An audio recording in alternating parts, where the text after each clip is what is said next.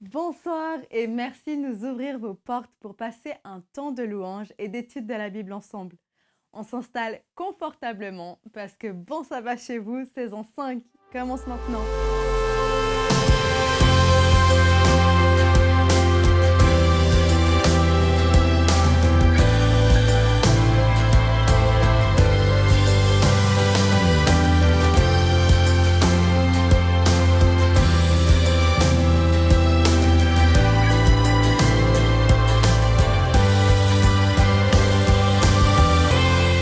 Savez-vous que le sabbat est écolo? Je ne sais pas si vous vous intéressez au domaine de l'écologie. C'est un sujet plus que d'actualité depuis quelques temps maintenant. Et le Courrier international a étonnamment écrit un article qui explique comment faire une pause un jour entier de la semaine permet de réduire la consommation d'énergie et la pollution de 14,28%. En fait, ne pas travailler et moins consommer le samedi font on puise moins dans les ressources de la planète. Alors c'est parti pour 24 heures de communication avec Dieu et de protection de l'environnement.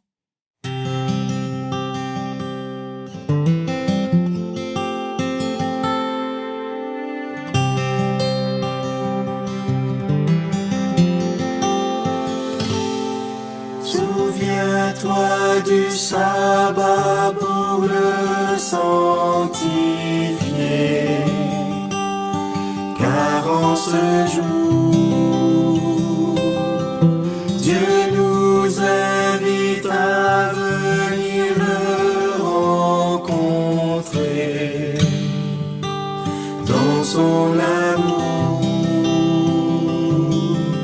pour mieux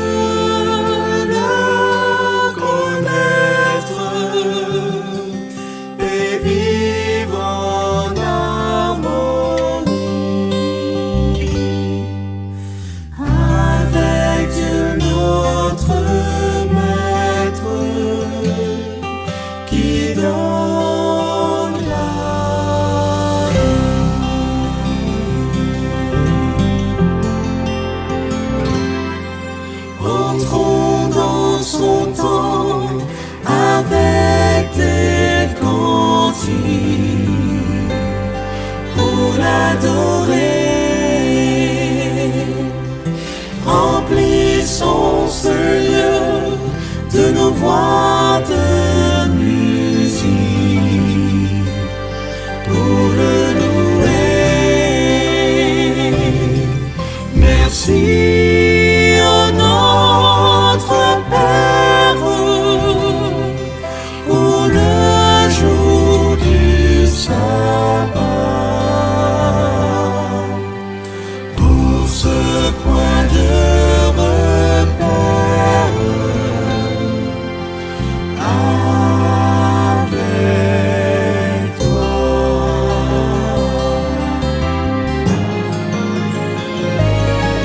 Souviens-toi du sabbat pour le sanctifier, car en ce jour, Dieu nous invite à venir le rencontrer dans son amour,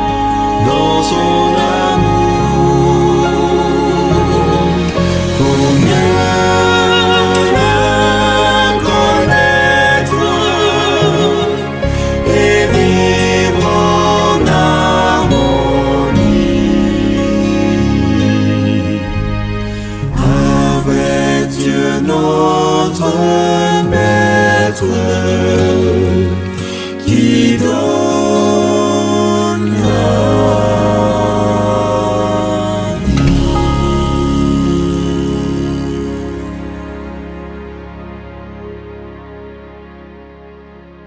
Depuis le début de la saison 5, nous avons lu beaucoup de miracles, des guérisons, des résurrections, des pêches miraculeuses, des exorcismes, des tempêtes apaisées. 100% de miracles réalisés pour faire du bien à autrui. 100% des miracles que Jésus a fait pour venir en aide à des personnes en difficulté. C'est bien Jésus qu'on connaît, tout-puissant et altruiste. qui est venu pour servir et non pour être servi, comme il est dit dans le livre de Marc. Mais aujourd'hui, la situation est un peu différente, ou pas. Ce sera à vous de juger. Vous allez entendre l'histoire de la pièce dans la bouche d'un poisson. Jésus va faire apparaître de l'argent dans la bouche d'un poisson. Pas mal, hein? Découvrons pourquoi et ce que nous pouvons en tirer comme leçon. À tout de suite. Bonsoir, je suis très heureuse d'être chez vous pour ce début de sabbat. Et je vous invite à ouvrir vos Bibles au chapitre 17 de l'évangile de Matthieu pour y découvrir une histoire que nous connaissons tous bien et que nous interprétons rarement. En fait, il s'agit d'une histoire d'impôt et d'une histoire de poisson et on se demande ce que les deux viennent faire ensemble. Et pourtant, le texte n'étant pas long, je vous propose de le lire. Matthieu donc chapitre 17, versets 24 et suivants. Lorsqu'ils arrivèrent à Capernaum, ceux qui percevaient la taxe et les 2 drachmes s'adressèrent à Pierre et lui dirent « Votre maître ne paye-t-il pas les 2 drachmes ?» « Oui, dit-il. » Et quand il fut entré dans la maison, Jésus le prévint et dit « Que t'en semble, Simon ? Les rois de la terre, de qui perçoivent-ils les tributs ou des impôts ? De leurs fils ou des étrangers ? Il lui dit « Des étrangers. » Et Jésus lui répondit « Les fils en sont donc libérés. Mais pour ne pas les scandaliser, va à la mer, jette l'hameçon et tire le premier poisson qui viendra. Ouvre-lui la bouche et tu trouveras un statère. Prends-le et donne-le leur pour moi et pour toi. » Un statère. Combien vaut un statère ? C'est intéressant de voir que ce qu'on lui réclame, ce sont 2 drachmes et que Jésus va proposer de payer un statère. Vous l'aurez deviné, vu que c'est pour lui et pour Pierre, un statère représente 4 drachmes. Il est intéressant de relever que Matthieu est le seul évangéliste à raconter cette histoire. Serait-ce parce que lui-même, il fut un temps, percevait aussi cet impôt ? Donc il aurait été plus sensible que les autres disciples à ce fait. Possible. Ce qui n'est pas anodin non plus, c'est où se situe cette histoire dans le texte. Lorsqu'on lit un passage biblique, long ou court, il faut absolument le replacer dans son contexte global, vérifier ce qui précède et ce qui suit. Alors, de quoi traite le chapitre 17 ? Le chapitre 17 de Matthieu parle de la transfiguration de Jésus. Cette transfiguration établit sans aucun doute la divinité de Jésus. Au retour de cette expérience marquante, Jésus est seul à pouvoir libérer un enfant pris de convulsions telles qu'elle le jetait même dans le feu. Les autres disciples qui étaient restés en bas n'y étant pas parvenus. Et juste avant notre étude du jour, en seulement 2 versets, Jésus annonce sa mort et sa résurrection. Donc le chapitre 17 insiste puissamment sur la divinité de Jésus. Et au début du chapitre 18, juste après notre texte, les disciples se demandent qui sera le plus grand de le royaume des cieux ? Et Jésus de répondre qu'il faut être humble comme un petit enfant. Alors, revenons à cette histoire d'impôt, impôt pour le temple, qui a été établi lors de l'Exode, après la sortie d'Égypte. C'était un rachat lors des dénombrements du peuple, afin qu'il ne soit pas frappé de plaie. Et je vous propose d'en lire le texte en Exode, chapitre 30, à partir du verset 11. L'Éternel parla à Moïse et dit « Lorsque tu compteras les enfants d'Israël pour en faire le dénombrement, chacun d'eux payera à l'Éternel le rachat de sa personne, afin qu'il ne soit frappé d'aucune plaie lors de ce dénombrement. Voici ce que donneront tous ceux qui seront compris dans le dénombrement. Un demi-cycle, selon le cycle du sanctuaire, qui est de 20 guéras. Un demi-cycle sera le don prélevé pour l'Éternel.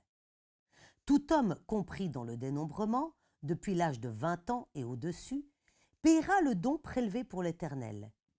Le riche ne paiera pas plus, et le pauvre ne paiera pas moins, un demi-sicle, comme don prélevé pour l'Éternel, afin de racheter leur personne. Tu recevras des enfants d'Israël l'argent du rachat et tu l'appliqueras au travail de la tente d'assignation. Ce sera pour les enfants d'Israël un souvenir devant l'Éternel pour le rachat de leur personne. C'est donc depuis l'exil que cet impôt existait et avait aussi été remis en place du temps de Néhémie. À l'époque de Jésus, les Sadducéens contestaient cet impôt. Les Esséniens ne le payaient qu'une seule fois dans leur vie et les rabbins et les prêtres du temple en étaient exemptés. Donc on constate qu'à cette époque, il était possible de ne pas le payer. D'ailleurs, combien valait cet impôt? La drachme valait un peu moins d'un franc. Et Jésus ne les avait pas. Il n'avait pas 2 francs. Cela nous donne donc ainsi une indication aussi sur l'état de pauvreté de Jésus. Mais revenons à notre texte, Matthieu chapitre 17, et à partir du verset 24. Lorsqu'ils arrivèrent à Capernaum, ceux qui percevaient les 2 drachmes s'adressèrent à Pierre et lui dirent « Votre maître ne paie-t-il pas les 2 drachmes ?» « Oui, répond Pierre. La réponse de Pierre prouve que Jésus avait l'habitude de s'acquitter de ses obligations légales. Malgré cela, Jésus va interpeller Pierre pour une réflexion sur le sujet et dans son interpellation, il fait voir qu'il sait tout avant même qu'on lui en parle. Quand il fut entré dans la maison, Jésus le prévint et dit « Que t'en semble, Simon? Qu'est-ce que tu en penses ?» Les rois de la terre, de qui perçoivent-ils des tributs ou des impôts? De leurs fils ou des étrangers? Pierre réfléchit un instant et lui répond « Ce sont les étrangers qui payent les impôts. » Alors Jésus lui dit « Les fils en sont donc libérés. Mais pour ne pas les scandaliser, va à la mer et jette l'hameçon. » Scandaliser. Ce verbe en grec a une signification particulière, mais nous allons y revenir. Que dit Jésus à Pierre? Moi, le Fils de Dieu, je ne saurais être tenu par la loi de payer un impôt destiné à sa maison. Nous le voyons juste avant, il y a eu la transfiguration. Christ est clairement venu de Dieu. Il est le Messie, il est le Fils de Dieu. Donc si les fils en sont exemptés, il n'a aucune raison de payer cet impôt. Jésus précise bien « les fils en sont libres » et non pas « le fils ». C'est intéressant aussi parce que l'on voit qu'il associe tout de suite son disciple, ses disciples, à ce privilège de fils. Nous sommes tous fils du Père par adoption. Mais Jésus sait aussi que s'il ne paye pas cette taxe, il ne sera pas compris et il donnera du scandale aux autres. Que veut dire en grec ce verbe scandaliser? Il n'a pas tout à fait le même sens qu'en français. Jésus n'a jamais eu peur de choquer par ses actes ou par ses paroles quand il le jugeait utile. Alors pourquoi dit-il scandaliser ici? Eh bien, parce que ce verbe en grec signifie que, dans la Bible en tout cas, que c'est provoquer la perte de quelqu'un, c'est compromettre sa foi, nuire à ses bonnes relations à Dieu. Scandaliser quelqu'un, ce serait le perdre. Jésus va en parler plus tard en disant que celui qui peut perdre un de ses plus petits n'a pas l'entrée dans le royaume de Dieu. Jésus est venu pour établir une relation avec nous et être le canal pour accéder à Dieu. Nul ne va au Père que par moi. Il ne voulait donc pas être une occasion de chute.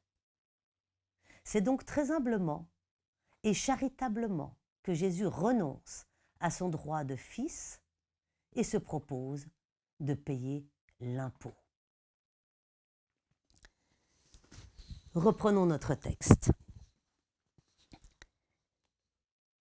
Mais pour ne pas les faire scandalisé, les faire chuter, va à la mer, jette l'hameçon et tire le premier poisson qui viendra.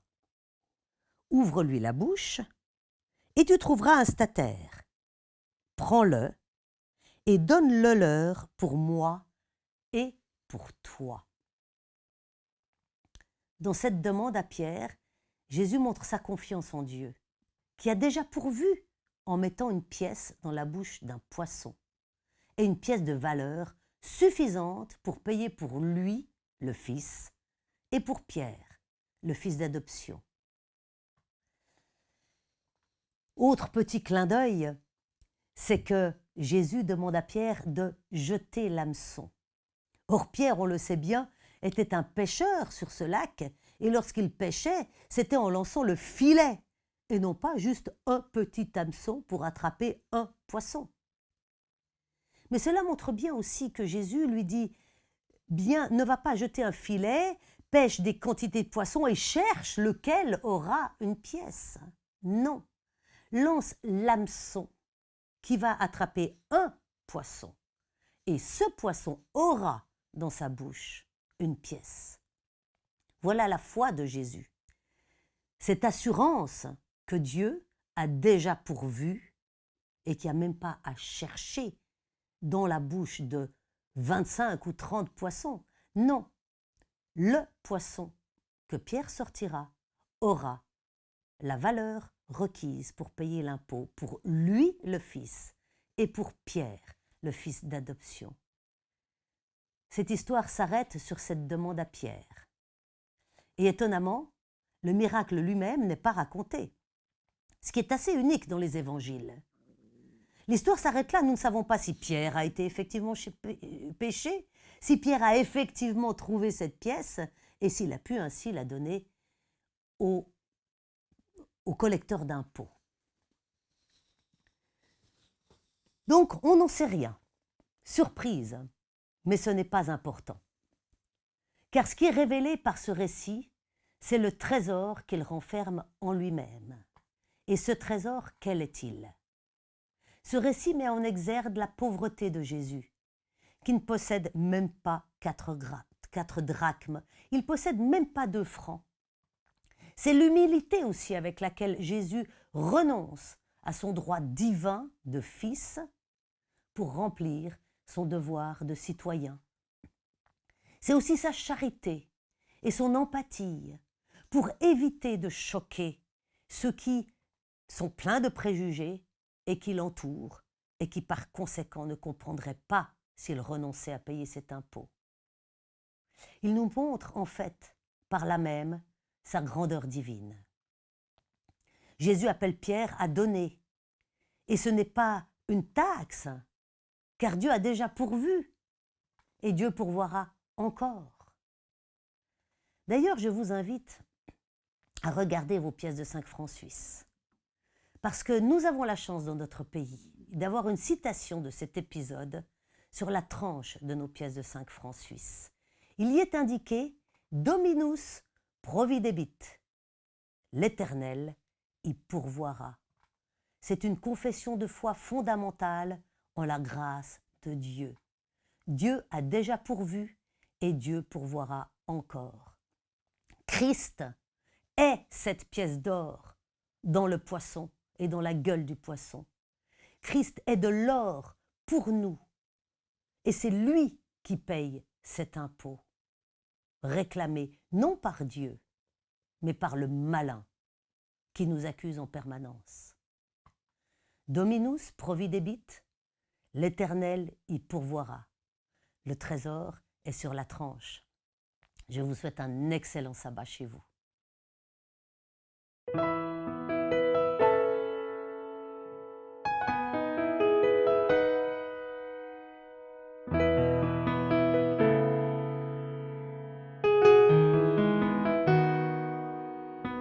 Sonde-moi, oh Dieu,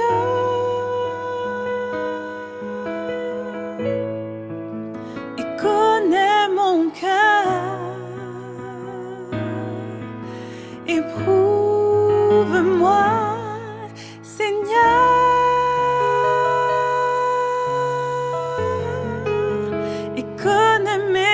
pensées.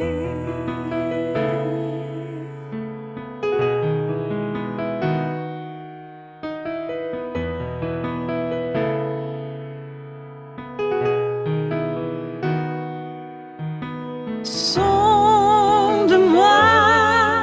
ô Dieu,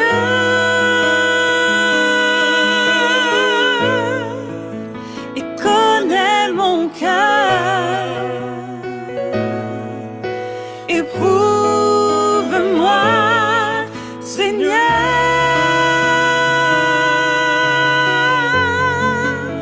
et connais mes pensées. Regarde si je suis loin de toi. Regarde si je suis sur une mauvaise voie. Regarde si je suis loin de toi. Et conduis-moi sur toutes tes voies. Regarde si je suis loin de toi. Regarde si je suis sur une mauvaise voie. Regarde si je suis loin de toi. Et conduis-moi sur toutes tes voies. Pour l'éternité, sonde-moi, ô Dieu.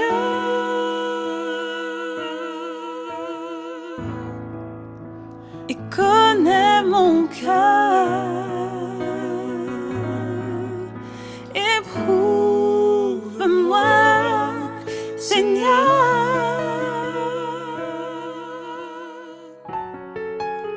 Et connais mes pensées.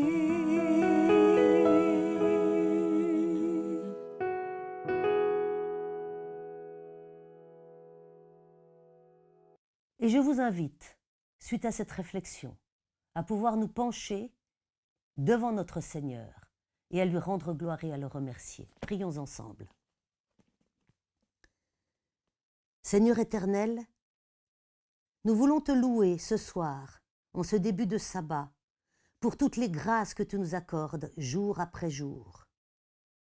Mais surtout, pour une grâce extraordinaire. Tu es la pièce d'or qui nous rachète. Tu es ce rachat pour nous, face à toutes les exigences du malin qui ne cesse de vouloir nous détruire et nous accuser. Seigneur, tu es l'humilité, celui qui nous rappelle que nous devons être comme des enfants, tout simple, sans nous poser trop de questions, mais juste à ton service, humblement. Tu nous rappelles aussi que, malgré ta gloire, malgré ton statut de fils,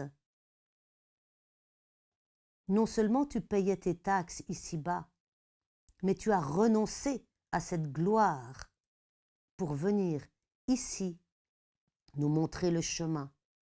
Toi qui es le chemin, la vérité et la vie. Seigneur Jésus, Seigneur éternel, toi notre Père céleste, toi notre Créateur, toi notre bon berger, comment te remercier pour toutes ces grâces. Oui Seigneur, tu as déjà pourvu à tout. Et c'est un don gratuit que tu nous offres. Merci. Merci est bien peu, si peu, par rapport à tout ce que tu nous donnes. Seigneur éternel, donne-nous à nous aussi d'être conscients que tout est déjà réglé par tes soins, qu'il suffit de s'abandonner entre tes mains, Seigneur, parce que tu nous donnes tout. Tu nous donnes la vie, tu nous offres le souffle de vie. Et tu nous donnes surtout cette possibilité extraordinaire de, dans pas longtemps, nous retrouver face à face avec toi. Oui, Seigneur Jésus, reviens bientôt. C'est ce que je te demande en ton nom. Amen. Notre temps ensemble s'achève, mais la pause continue jusqu'à demain, fin du sabbat. Profitez bien de votre samedi avec Dieu, avec vos amis, votre famille et votre famille spirituelle. Une pause pour vous, pour être avec Dieu et pour notre planète. Nous, on se retrouve vendredi prochain. D'ici là, bon sabbat chez vous.